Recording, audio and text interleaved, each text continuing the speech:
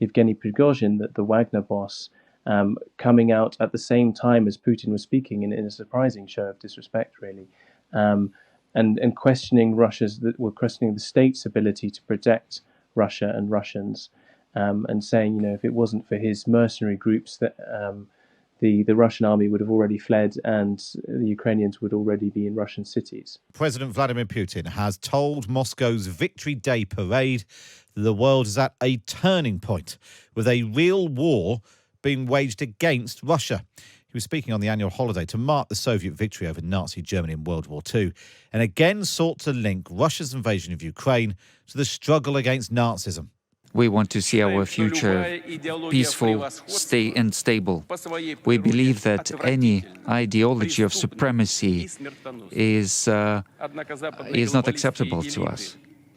However, the Western elites and globalists are insisting on their exceptional character, and they're provoking conflicts. That was Vladimir Putin speaking this morning. The speech came as Ukraine says its air defence has downed 15 Russian cruise missiles launched at Kyiv overnight. Well, let's try and get some sense of what all of this means. Maxim Tucker is an editor on the Times Foreign Desk, a former Times correspondent in Kyiv as well. Hi, Maxim. Hi, Matt.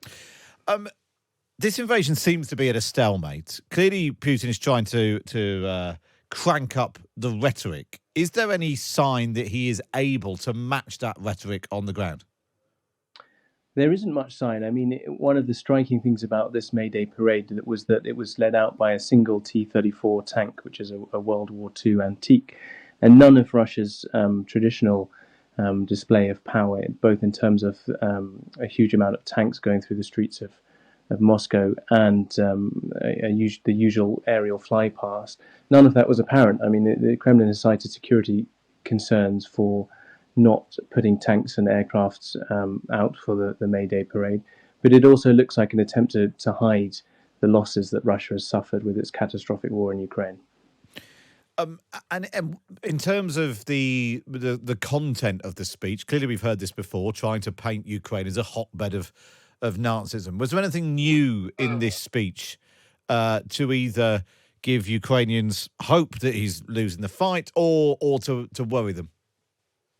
I think the only thing that was significantly new in the speech is that he was talking about how the battle for the fate of the motherland became domestic. And that might be a hint at some of the drone attacks and sabotage attacks that have occurred on Russian soil with suspected Ukrainian special forces or partisans attacking and assassinating military pro-Russian military bloggers and key infrastructure, oil depots and facilities near the border with Ukraine.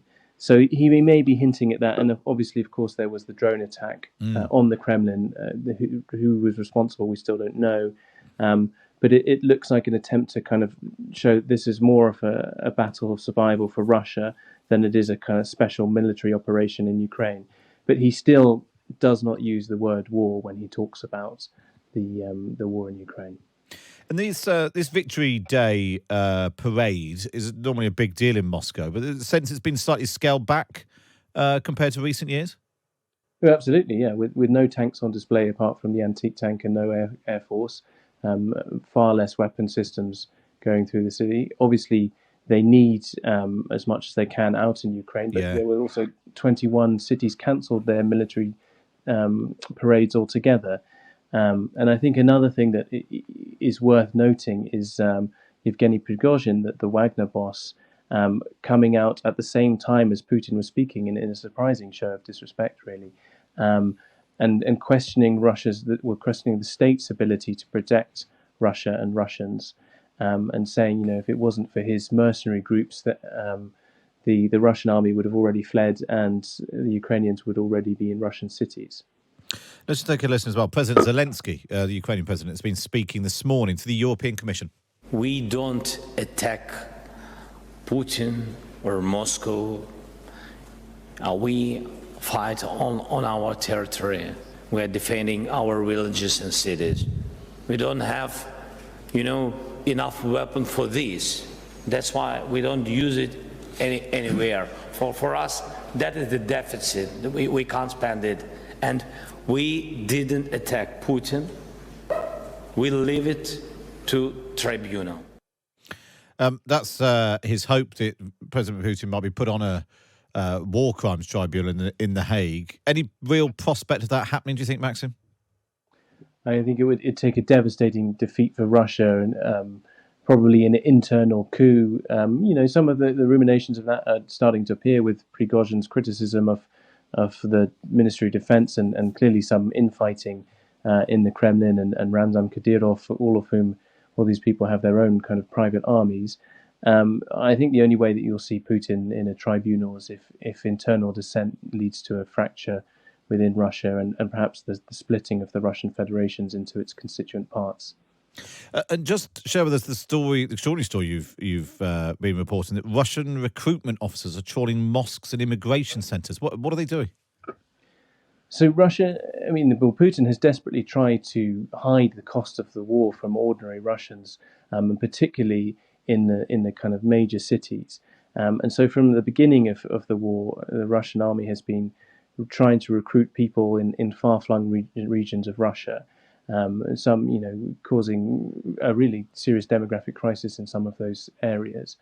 And the latest thing seems to be that they're trying to target Central Asian migrants who have been coming to Russia for years, even since the Soviet Union, and they're trying to attract them with promises of large pay packets and expedited Russian citizenship. A process would normally take 5 years. They're promised in 6 months to a year if they join the Russian army.